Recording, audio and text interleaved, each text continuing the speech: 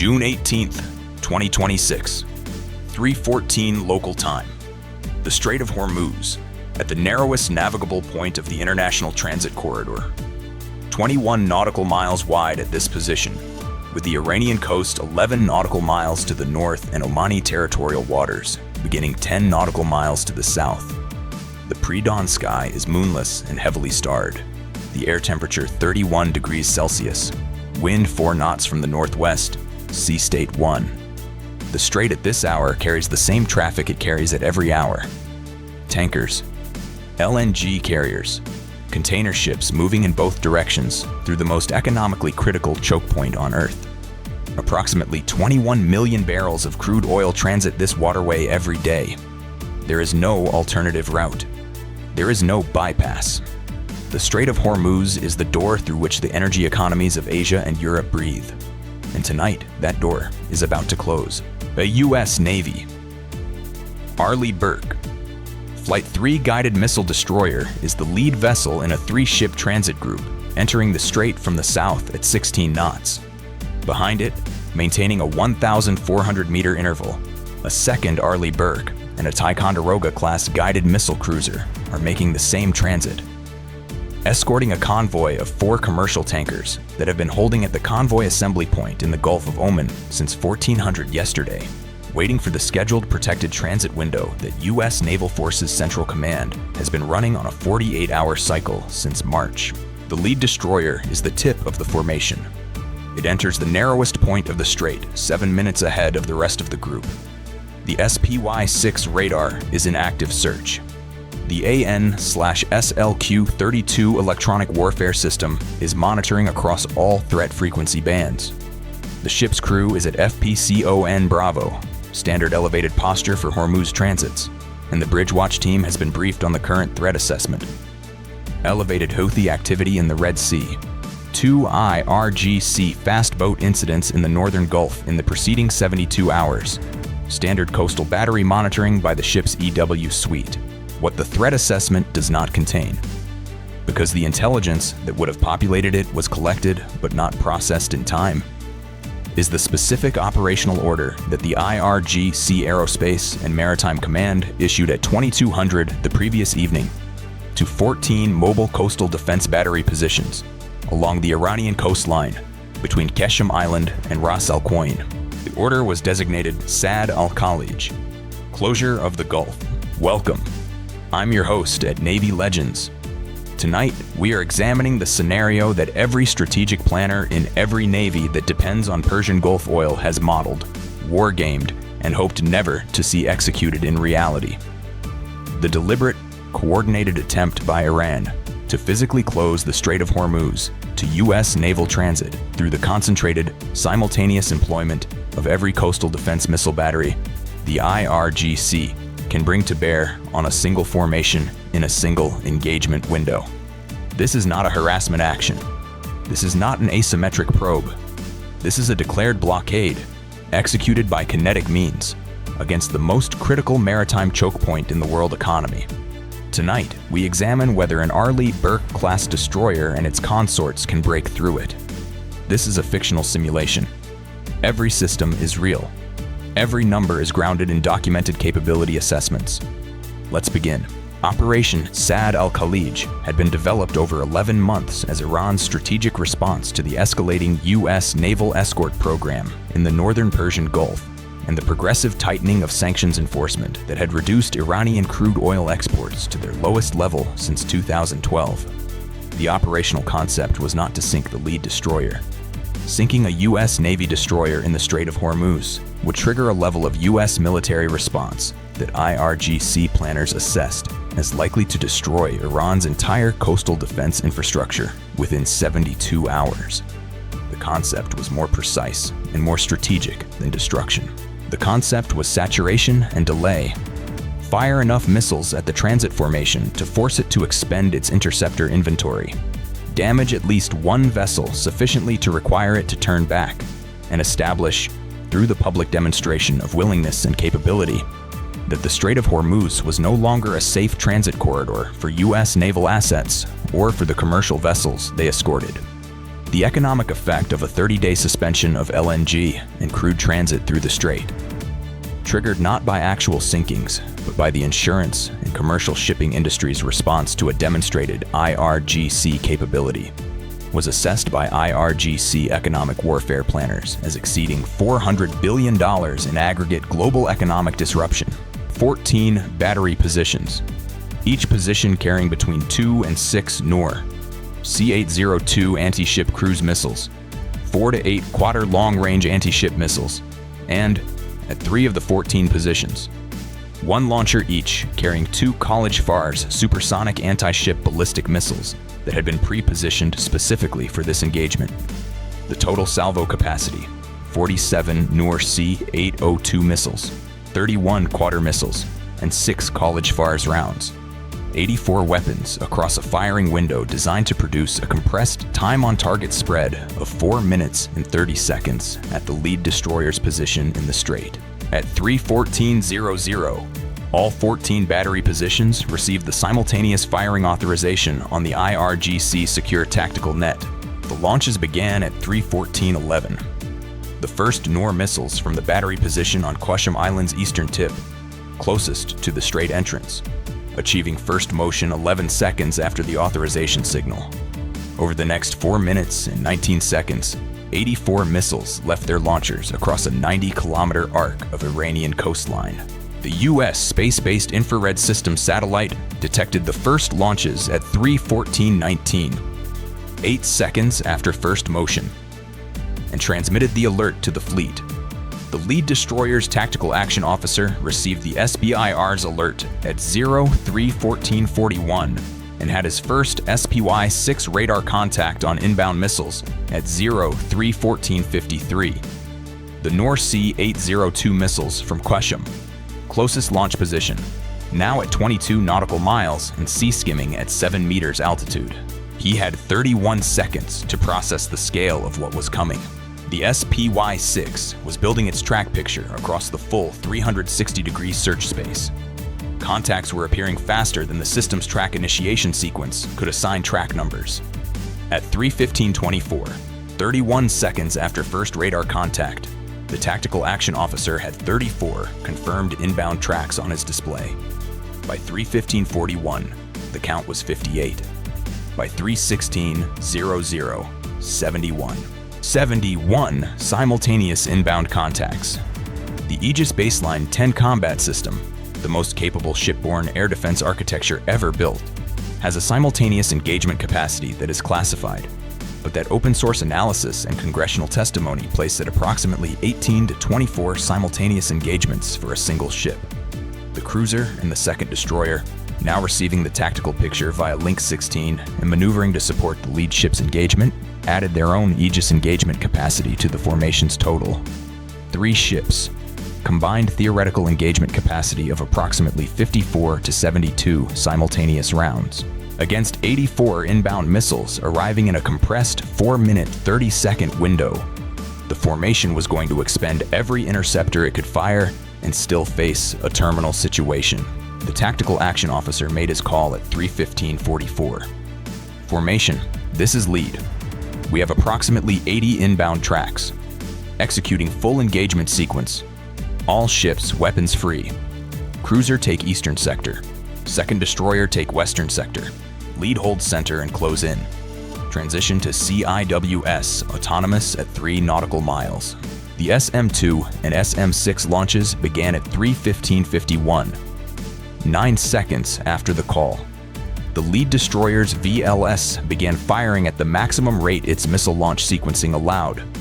1 round every 1.8 seconds from the forward VLS group, 1 round every 1.8 seconds from the aft group.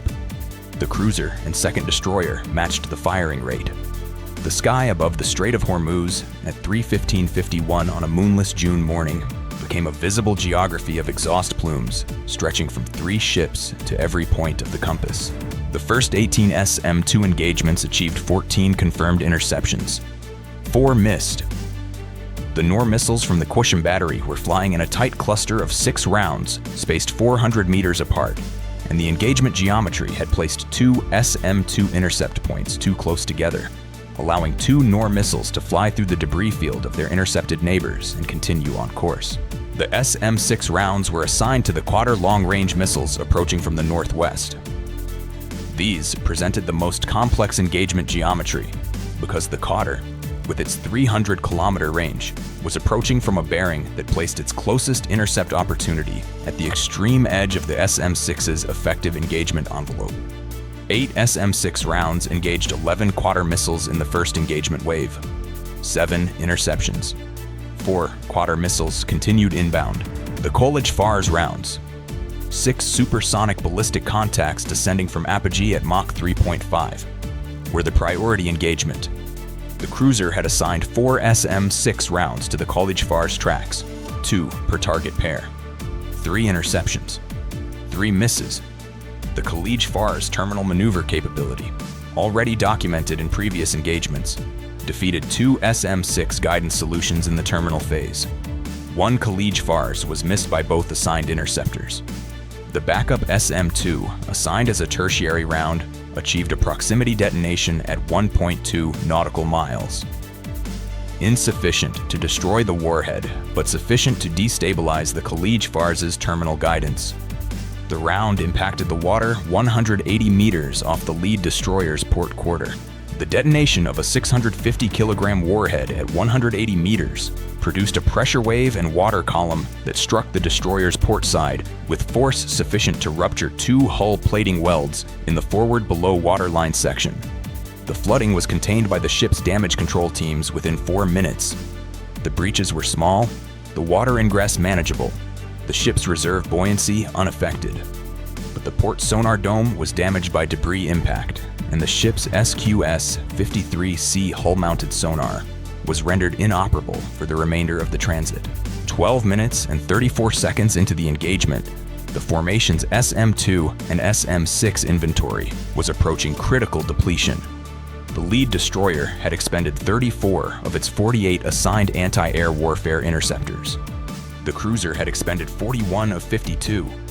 The second destroyer had expended 28 of 44. 33 missiles remained in the formation's interceptor inventory, against a count of 19 inbound tracks, still showing active on the SPY-6 picture.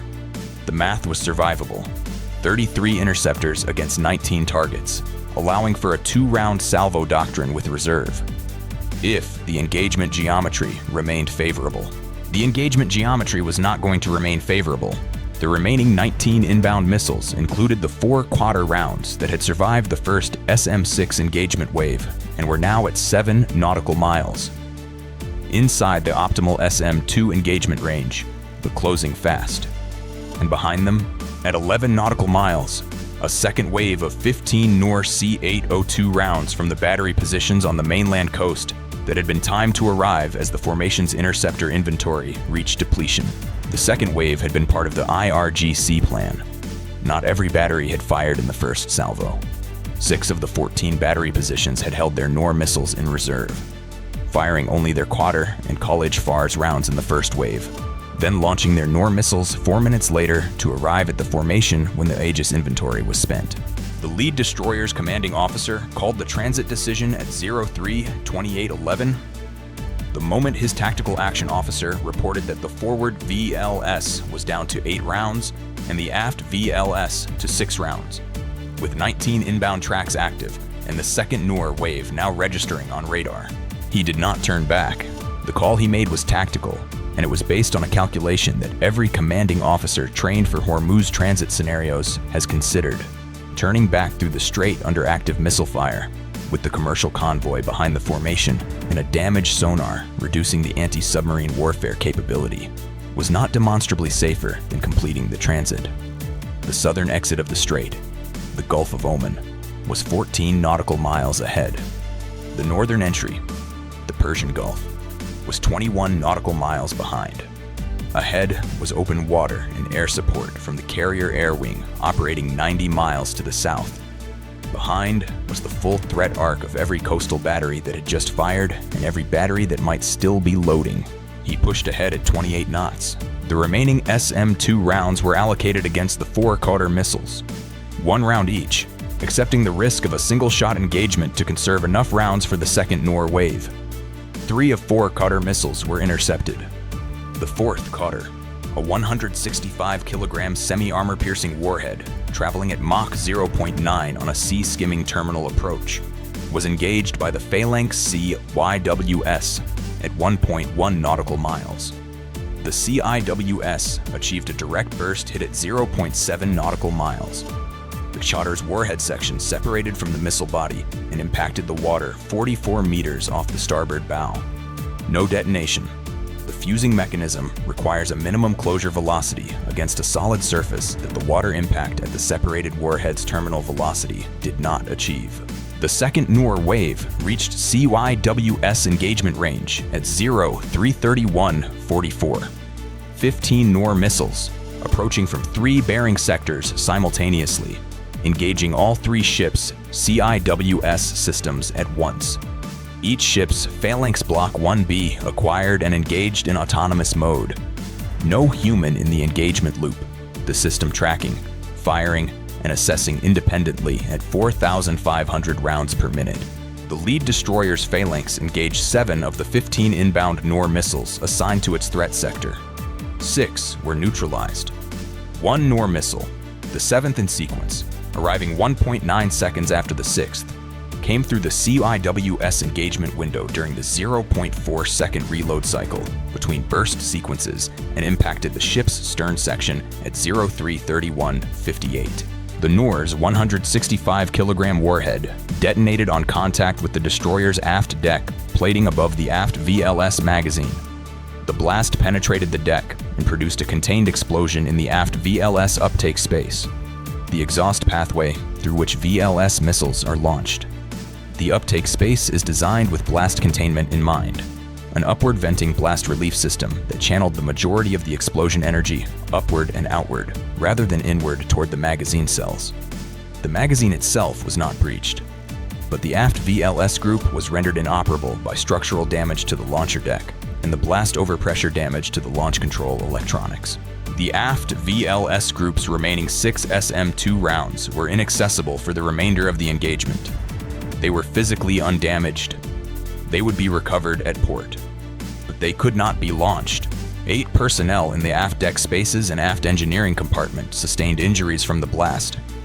5 from overpressure effects, 2 from fragmentation through the deck plating, 1 from fire suppressant chemical release that activated automatically in the aft machinery space. None required immediate surgical intervention. All were treated by the ship's medical team within the first 11 minutes following the impact. The cruiser and second destroyer had collectively engaged the remaining 8 Noor missiles assigned to their threat sectors. 6 were neutralized by CIWS. 2 impacted. 1 struck the second destroyer's port bridge wing sponson, a non-vital structure, and detonated with sufficient force to destroy the ram launcher mount and wound 2 bridge wing watchstanders. 1 struck the cruiser's forward superstructure in a glancing impact that failed to detonate the warhead fuse. The Noor impacted at an angle 14 degrees from horizontal, below the minimum fusing angle, and the inert warhead body penetrated the superstructure skin and lodged in the combat system access passageway, where it was approached by EOD-trained damage control personnel 22 minutes later and rendered safe. At 3:34:17, the lead destroyer cleared the southern exit of the strait into the Gulf of Oman. The cruiser exited at 3:35:44. The second destroyer, its speed reduced to 18 knots by minor propulsion damage from the bridge wing impact, exited at 03:38:02. The commercial convoy had not entered the strait. When the missile launches began, the convoy's senior officer, a Kuwaiti-flagged crude carrier master with 28 years of experience, had ordered all 4 tankers to reverse course immediately upon receiving the emergency broadcast from the lead destroyer at 3:15. The tankers were 14 nautical miles south of the strait entrance when the engagement began and were never within range of the Noor battery positions. They held in the Gulf of Oman assembly area for 31 hours until a second naval transit window was established. The counterstrike authorization was granted by CENTCOM at 3:41, 27 minutes after the first launches. The package was already in the air. 4 A-18E Super Hornets from the carrier air wing launched at 03:19:00 on the commanding officer's call. Before authorization, under the carrier commander's emergency authority to protect forces under active attack, had reached their weapon release points by 03:38:44. Each aircraft carried 4 AGM-84H Slammer standoff land attack missiles, providing 16 precision-guided weapons against the 14 identified battery positions. 12 of 14 battery positions were struck within the first 22 minutes of the airstrike sequence. 2 battery positions, both on mobile transporter erector launcher vehicles that had displaced from their firing positions within 8 minutes of completing their launches, were not struck. The Slammer impacts found empty terrain at those 2 coordinates. One of the mobile battery vehicles was located by a persistent surveillance drone at 4:47 and struck by a Navy Tomahawk launched from the lead destroyer, which had fired its remaining 12 Tomahawk land attack missiles from its forward VILS section beginning at 03:44:00, targeting the 4 confirmed fixed battery sites and 8 IRGC logistics and command nodes associated with the Sad al-Khalij operation. The Strait of Hormuz had been transited. 3 U.S. ships had been damaged, 1 seriously, 2 moderately. 11 U.S. sailors had been injured. No ship had been sunk, no ship had turned back, and within 22 minutes of clearing the strait, the Air Wing's strike package had systematically removed the firing capacity of 12 of 14 Iranian coastal battery positions. The 14th battery was found by an MQ-9 Reaper at 6:22 that morning. Its Hellfire strike was authorized at 6:31, executed at 6:33. CENTCOM's public statement, released at 8 o'clock local time, was precise in its language. The United States Navy had completed a lawful transit of an international waterway under unprovoked attack and had responded with proportionate force against military targets. The statement included imagery of each struck battery position. Iran's supreme leader issued a statement at 10:00 Tehran time, declaring that the IRGC had demonstrated the capacity to close the Strait of Hormuz to hostile naval forces, and that the operation had been a complete success. The statement did not address the fact that the U.S. transit formation had completed its transit. It did not address the destruction of 12 coastal battery positions. It addressed the audience that mattered to the supreme leader. The domestic audience and the regional audience watching from Riyadh, Abu Dhabi, and Doha. And to that audience, it said, "We fired 84 missiles at 3 U.S. warships in the Strait of Hormuz. Whatever else happened afterward, we fired 84 missiles." That message landed. Global crude oil prices increased 34% in the 48 hours following the engagement. LNG spot prices increased 28%. The Baltic Exchange Dirty Tanker Index, the benchmark for oil tanker charter rates, recorded its largest single-session increase since the 2003 Iraq War. 4 major commercial shipping companies announced temporary suspension of Gulf transits pending security assessment. The physical strait was open. The economic strait had closed. This is what Navy Legends has been examining with each scenario we have covered. The gap between military outcome and strategic effect. The formation transited. The missiles were fired. The battery positions were destroyed. And the global energy market repriced every barrel of oil moving through the Persian Gulf by a factor that reflected not the damage that had been done, but the demonstration of what could be done. 14 batteries, 84 missiles, 3 damaged ships, 11 sailors with injuries, and $400 billion in estimated aggregate economic disruption from a 30-day insurance and commercial shipping response that began before the last Noor missile had even entered the water. This is the arithmetic of the modern Hormuz scenario. Not the arithmetic of ship losses and interceptor counts, but the arithmetic of perception, insurance actuaries, and the price of a barrel of crude when the world's most important maritime corridor demonstrates in 20 minutes of missile fire that it is not as secure as the escort schedule suggested. The formation made port at Bahrain at 14:30. The lead destroyer entered dry dock at 15:45 for damage assessment. The aft VLS group's structural damage was confirmed as a 90-day repair. The sonar dome was confirmed as a 60-day replacement. The Strait of Hormuz reopened for commercial traffic under continuous naval escort at 9 a.m. the following morning. It had been closed for 31 hours. That was enough. Stay informed. Stay vigilant. I'll see you in the next one.